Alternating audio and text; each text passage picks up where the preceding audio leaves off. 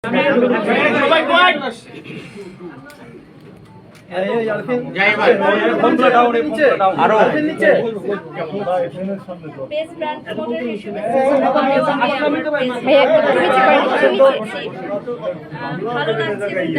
জায়গাটা আরো বেড়ে গেল।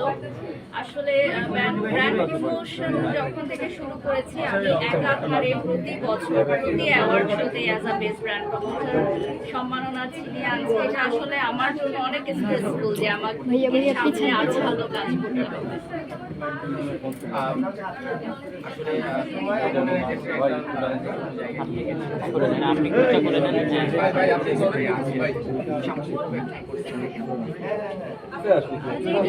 ঈদ আসছে, ভ্যালেন্টাইন্স আসছে, তো সকল বিজনেস ওনারদেরই একটা মার্কেটিং প্ল্যান রয়েছে। বিগত কিছুদিনে আপনারা জানেন কোভিড সিচুয়েশন, দেন দেশের সার্বিক পরিস্থিতির কারণে বিজনেস একটু ডাউন ছিল। এখন বিজনেস আবারও চাঙ্গা হয়েছে, তো সবাই প্রমোশনের ক্ষেত্রে অনেক বেশি সিরিয়াস। এখন যে যার জায়গা থেকে মানে বেস্ট প্রমোশনাল কাজটি করার ট্রাই করছে।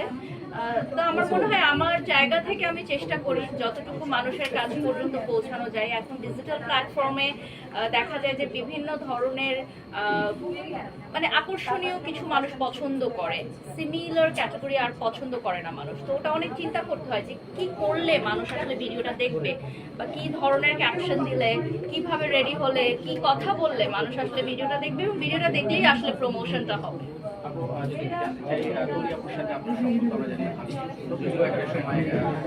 भैया भैया भैया